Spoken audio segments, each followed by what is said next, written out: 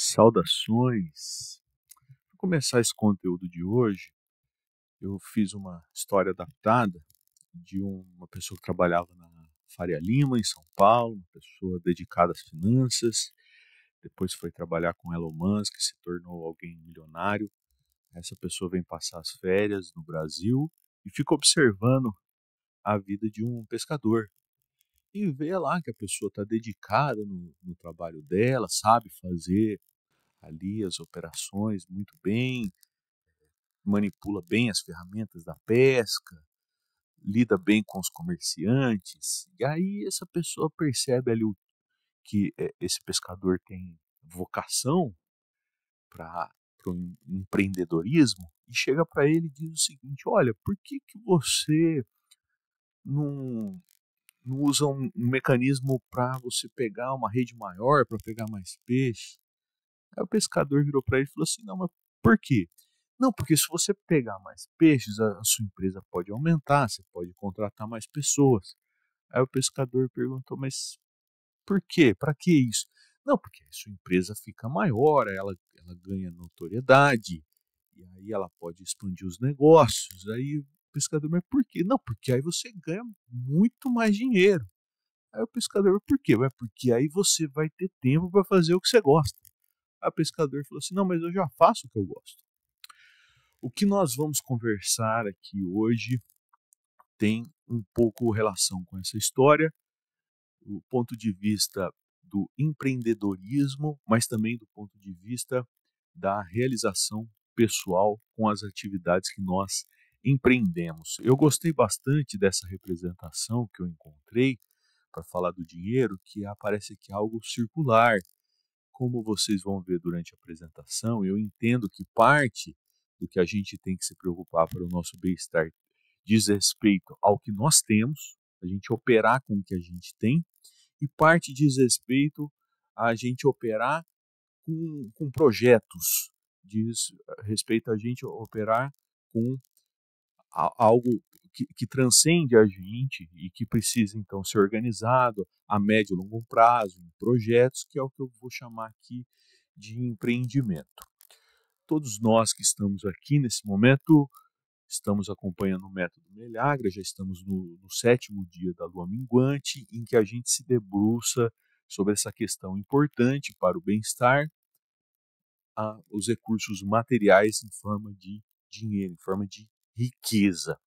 E aí, pensando naquela escada, embora seja estrutural, do meu ponto de vista, a questão financeira, ela não é tão importante em escala de hierarquia quanto outros elementos que vêm antes, na minha opinião, mas a gente vai reforçar bastante essa ideia que você pode adaptar para outras ideias, pode colocar no lugar se fizer sentido para você. O método não é para ser algo para ser aceito de maneira é, de cima para baixo, como se não houvesse espaço para crítica, para adaptação. Pelo contrário, eu apresento uma estrutura geral e é importantíssimo você adaptar as ideias que façam sentido para você, mas até você sentir se essas ideias fazem sentido ou não, eu sugiro você ir seguindo as sugestões do método para, com o tempo, você adaptar a sua realidade, aos seus interesses, às suas buscas. Ok? Bom, nós estamos chegando ao final desse ciclo em que a gente presta atenção aos elementos estruturais da matéria associada ao ID e em breve entraremos na lua nova para a gente se debruçar sobre elementos pessoais e assim seguiremos até chegar à lua cheia e os elementos transcendentes, espirituais que vão para além do que nós temos aqui na Terra. Quando chegarmos lá, nesse momento, para tratarmos da parte transcendental, vocês vão ver que também essa parte não é esotérica, mas é a gente refletir e ter consciência que a Terra está submetida a forças externas, do cosmos. E, e aí vocês vão ver como que isso vai se desenvolver ao longo do método para a gente prestar atenção em diferentes aspectos da vida humana e separando para que a gente, de forma didática, consiga se debruçar cada semana sobre um assunto. Estamos, portanto, no dia 19, o 7º dia da lua minguante. Olha só, começou no dia 13. Essa semana nós teremos 8 dias nesse ciclo lunar. Como eu disse para vocês, não é sempre assim. Eu supunho que era 7, mas alguns são 8 e há inclusive ciclos de 6. Tá? Então estamos seguindo o método a partir do calendário lunar. Aqui uma recapitulação do que exatamente é proposto para você fazer. O que é proposto para você fazer é uma coisa simples. Essas explicações das ideias do Milagre não devem impedir você de colocar em prática o método. Você coloca em prática o método e vai entendendo essas ideias aos poucos, e vai inclusive adaptando. Os 5 passos que é para você fazer, para você cumprir o método, são esses 5 passos aqui.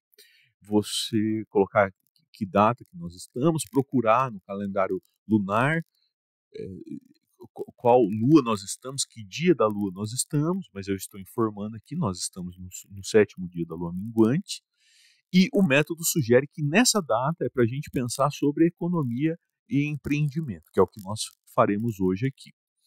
No item 2 desse passo a passo, para você descrever como foi seu dia, eventualmente colocar desenhos, isso aqui é o que seria o item 2, é o diário convencional de todo mundo, que é anotar as informações que aconteceu no dia. E aqui, ok, tem isso também, com a sugestão de você também, para trabalhar a parte terapêutica deste método, você vai, além de escrever, eu sugiro que você desenhe. Atualmente eu não tenho desenhado muito, mas eu mostro aqui ao longo do método que foram justamente os desenhos que me ajudaram a organizar essas ideias em forma de blocos, em forma de assuntos, de temáticas. Então eu fortemente recomendo os desenhos. A gente não pode recomendar uma coisa que a gente não faz, mas como eu já fiz muito, eu acho que eu posso recomendar sim.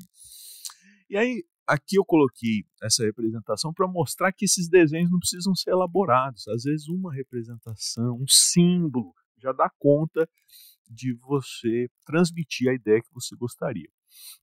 Seguindo passo a passo, então, o item 3 é um espaço para você colocar insights, fazer anotações de projetos, principalmente quando o assunto é economia e empreendimento. Importante você fazer um planejamento a médio e longo prazo. E quando você tiver aqui no item 1 ainda, fazendo uma pesquisa sobre economia e empreendimento relacionados essas ideias ao bem-estar, aí você faz uma pesquisa e depois de já ter feito essa pesquisa, nos meses seguintes, você usa esse espaço para avaliar como está a sua dinâmica econômica, como que estão os seus empreendimentos. Então você avalia, você está bem, precisa melhorar, estratégias para melhorar. A gente também vai comentar um pouco dessas estratégias. Aqui, ainda nesse item 1, uma estratégia que eu uso de economia para ficar em paz com isso, para viver uma vida tranquila, e a gente vai ver, em referência àquele curso Ciência do Bem-Estar, que a questão do estresse é importante. Por que, que a questão financeira aqui, o dinheiro, a economia, aparece como um item estrutural? Porque uma vez que você não tem resolvido isso, é uma fonte muito importante de estresse. E para eu me sentir em paz com isso, um método que eu adoto já há anos, e até uma pessoa uma vez falou, você devia escrever um livro sobre isso. Eu me organizo, não, porque no Brasil a gente recebe o salário por mês, diferente de outros lugares. E aí, para que o meu orçamento caiba no mês, eu divido por semana. E inclusive, divido por dia. O quanto que eu tenho para gastar por dia. Quando eu tenho alguma coisa um pouco cara para comprar, eu tenho que economizar uns dias gastando quase nada para que sobre esse dinheiro que eu poderia gastar por dia, sobre para eu comprar essa coisa mais cara. É um dos recursos, uma das estratégias que eu uso, e é sobre isso que é para escrever nesse momento. Tá?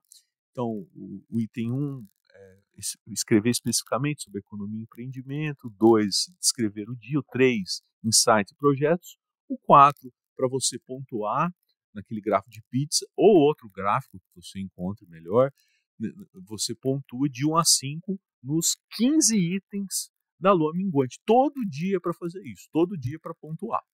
E no item 5, muito importante, você escreve o que você tem para melhorar e o que você tem para agradecer, e são essas ideias que dão o nome desse método. Pois bem, economia é uma palavra que vem do grego, a gente estava vendo alguns neologismos, e essa palavra também vem do grego, que une a ideia de casa e regra. A economia nasce, portanto, como uma primeira forma de organizar os recursos que nós temos.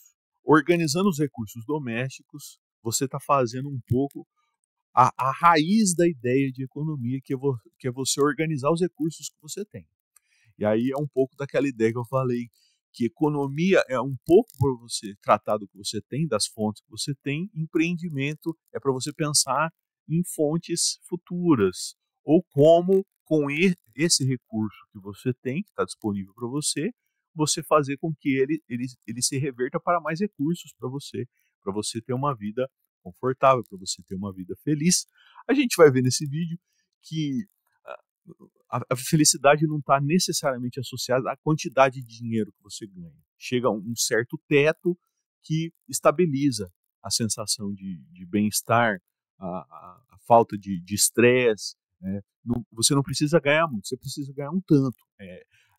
É relevante, sim, o bem material para o bem-estar, mas não há uma associação direta. Quanto mais ganha, mais feliz é. E vocês sabem disso. Vocês devem conhecer pessoas que têm muitos recursos, ganham muito dinheiro e a pessoa é infeliz. É por isso que é importante refletir sobre este assunto do método Meliagra.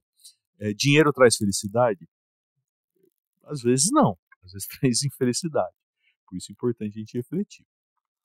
E a palavra empreendimento, que vem do latim, que significa agarrar, tomar, evoluiu para a ideia de empreender. Mas o que eu acho interessante aqui da etimologia dessa palavra é a contribuição da versão francesa, historicamente usada para quem assumia riscos em negócios ou ações. Então, juntando essas duas ideias, consolidou a ideia de iniciativa. Empreendimento carrega em sua essência a noção de agarrar uma oportunidade e levá-la adiante, assumindo a responsabilidade por sua execução. Etimologicamente, portanto, essa é a ideia intuitiva que nós fazemos de empreendimento mesmo, a gente assumir riscos. Mas o método vai chamar atenção também para um outro aspecto do empreendimento. Em um documentário que eu já mencionei aqui, Como Viver Mais de 100 Anos, a pessoa que realizou o documentário foi em diferentes lugares, e aí quando ele foi em Okinawa, no Japão, ele viu que as pessoas lá são mais longevas do que a média mundial, e eles tinham lá um termo, Ikigai. Ikigai, que é você se realizar em uma ação. Este empreendimento aqui do método Meliagra, essa ideia de empreendimento, ela não é só financeira. Ela tem esse componente terapêutico de você encontrar uma realização que faz bem para você e faz bem para o entorno de onde você está, para a sua comunidade, para a sua casa. Em outra região, eu acho que é na Costa Rica, ele encontrou nesse documentário essa mesma ideia e lá chama Plano de Vida. Plano de vida. É o plano de vida, a sua ocupação. Qual a ocupação que você tem para se realizar? Então eu estou até pensando aqui em mudar esse termo futuramente, em futuras versões do Meliagra, para que ele não fique, a ideia de empreendimento associada somente a esse ganho financeiro da Faria Lima, essa coisa especulativa, não é isso. Na língua portuguesa, quando a gente fala empreendimento, vem mais essa ideia de especulação financeira. E aqui no método Meliagra não é isso. É um empreendimento de ações materiais e de você fazer multiplicar aquilo que é dado a você não necessariamente por ambição financeira, mas às vezes por capacidade. Você tem capacidade, você tem vocação, aí elegem você para administrar os recursos, por exemplo, de um instituto federal. Elegem você para organizar os recursos de uma igreja. E aí você se mostra empreendedor. E é este tipo de empreendimento que faz bem ao bem-estar. Você sentir que você é próspero, sentir que você consegue fazer as coisas florescerem. Eu vou até pensar, talvez, num termo mais associado a um pastor que cuida de algo, a alguém que cuida de uma horta, porque aí você, com a sua inteligência, você usa os recursos que você tem na parte da economia e faz aquilo florescer, faz aquilo se multiplicar por conta da sua vocação, por conta da sua dedicação, por conta da sua interação com esses recursos externos, e aí você faz esses recursos externos florescerem. Para quem leva isso para ideia religiosa, pensa assim: Deus produziu o mundo e deu essa semente para que nós consigamos também fazer florescer, fazer construir coisas. Então é nesse sentido de a gente ter essa centelha divina de conseguir ampliar a obra para o bem, para aquilo que faz bem para nós e para a comunidade. Então essas são as ideias, e é importante a gente ver o quanto que isso faz parte da nossa cultura, o quanto essa ideia da felicidade associada aos recursos financeiros faz parte da nossa cultura. E aí eu lembrei da parábola dos talentos, em que um dono de uma terra distribuiu talentos aos seus servos, 5 para um servo, 2 para outro servo e 1 para outro servo. Aquele que ele deu 5 talentos conseguiu fazer aquilo multiplicar, assim, criando aqui umas ideias. Ele comprou imóveis, e aí aquilo virou mais imóveis, e aí ele conseguiu, com aquela quantidade de recursos, é, conseguiu que aquilo prosperasse. Aquele que recebeu 2 talentos fez algo mais modesto, mas fez uma horta. Ele, com poucos recursos, ele investiu naquilo. Quando o dono dele chegou, viu que com aqueles 2 talentos ele conseguiu fazer uma horta, os recursos estavam todos empregados lá na horta, mas ele sabia que aquilo iria florescer, aquilo iria virar mais. E aquele que recebeu somente um talento, com medo de perder, escondeu o talento e não fez nada. E aí, essa parábola, de acordo com o que a gente está conversando aqui sobre recursos, sobre empreendimento, diz para nós que a gente deve confiar na nossa capacidade para aprender e crescer, abraçar os desafios em vez de fugir deles, usar o que tem para gerar valor para si e para os outros, evitar o medo do fracasso que nos condene a pior das falhas, a da tentativa zero. Então, quem usa como desculpa, não, eu não posso empreender porque eu tenho pouco, e aí a pessoa nem tentou. E aí isso seria um problema, pensando nessa ideia de a gente tem essa centelha divina e nós, essa centelha divina, e nós somos capazes sim de fazer aquilo pouco, o pouco que nós temos, funcionar da melhor maneira possível. E realizando esse vídeo aqui, eu me vi neste exercício de empreendimento. Estou fazendo aqui o meu empreendimento com esse curso, com o método Meliag, estou me dedicando a isso. Isso traz uma realização.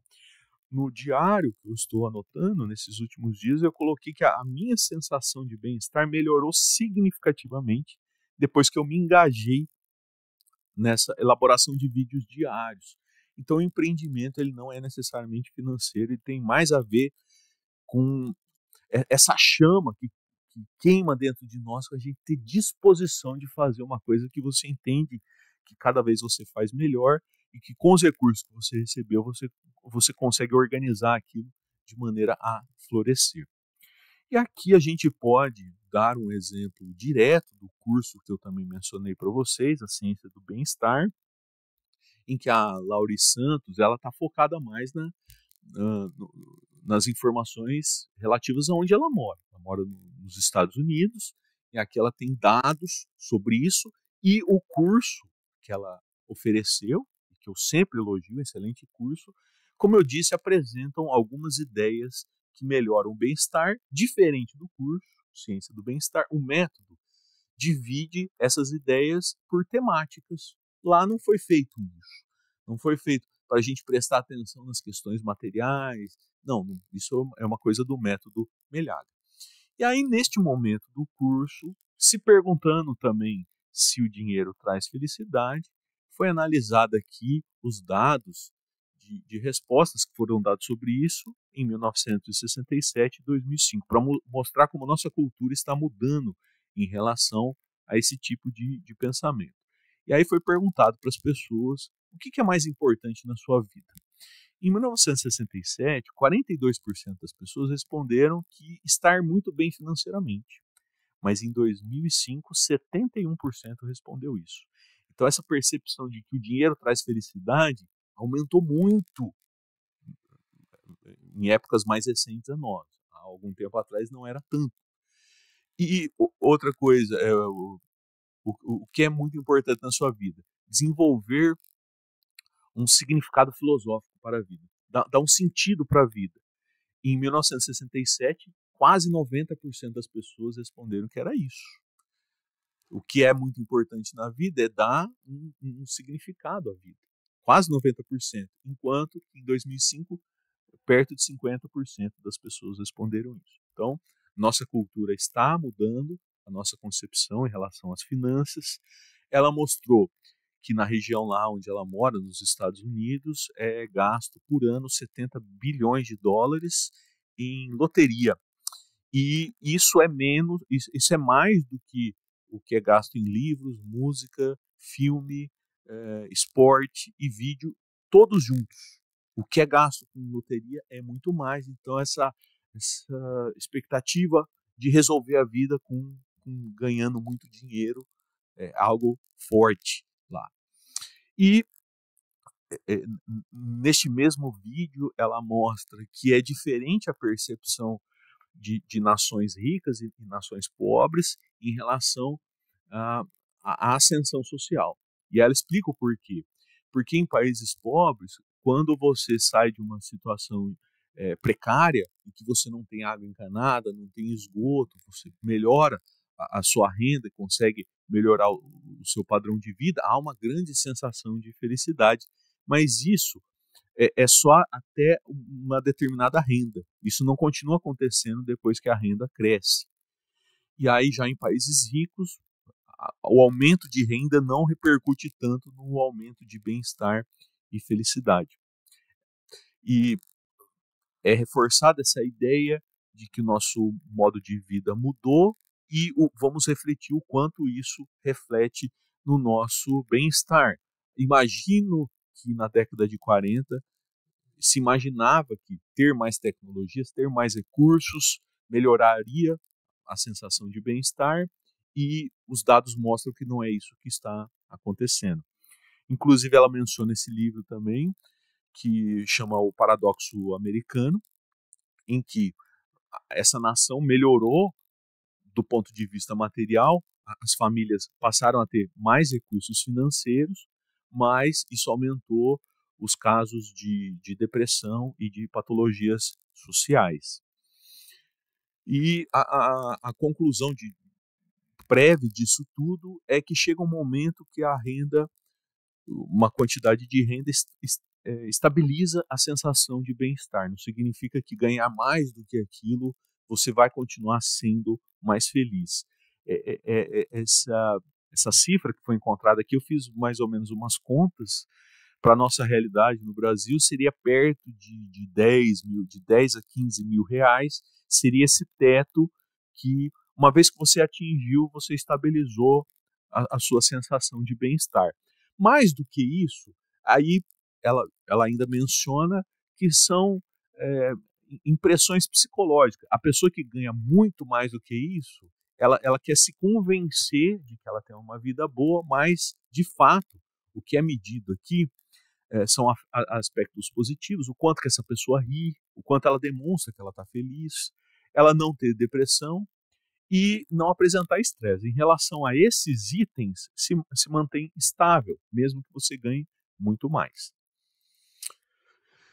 E ela pergunta, então, o dinheiro realmente nos traz felicidade? É explicado aqui que talvez um pouco, mas menos do que a gente imaginava.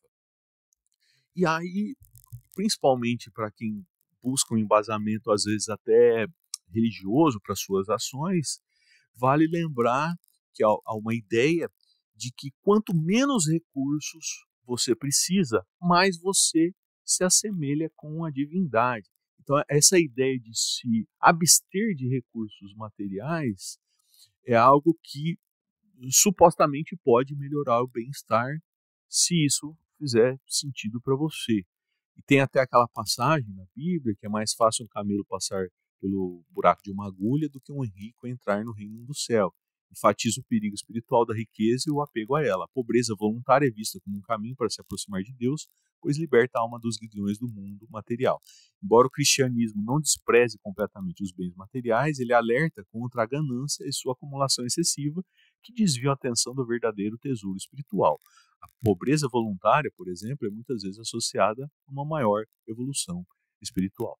A gente viu também no caso do pescador, que mesmo com pouco dinheiro, ele se sentia muito bem.